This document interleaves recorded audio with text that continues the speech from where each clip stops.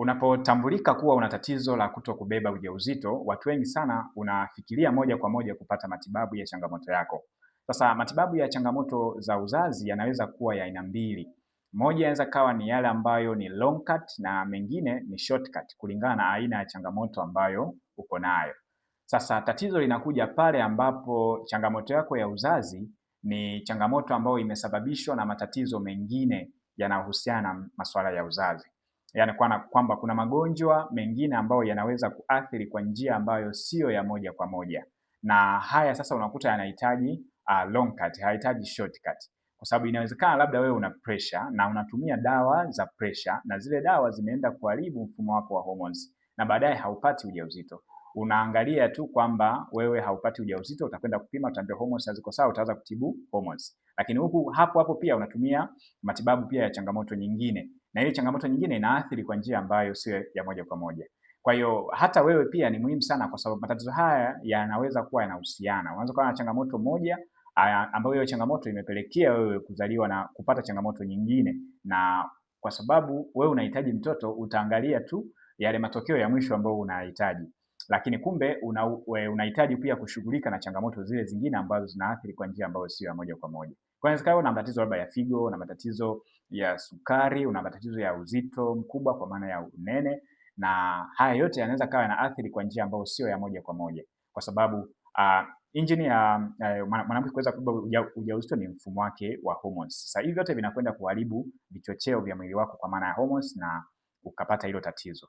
Hata wale ambao wanafikiria kuhusiana na kupandikiza, yani IVF. Sasa kuna watu wakiwa tu labda na uwezo wa kifedha kwamba anaweza kupandikiza, lakini ambacho nitakwambia ni kwamba uwezo wa kifedha pekee sio njia ya wewe kufanikiwa kupandikiza, kwa sababu bado utakapokuwa unahitaji kupandikiza utahitaji kufanyiwa vipimo vya kujua kwamba upandikizaji utakaofanyika unaweza kufanikiwa au hauwezi kufanikiwa.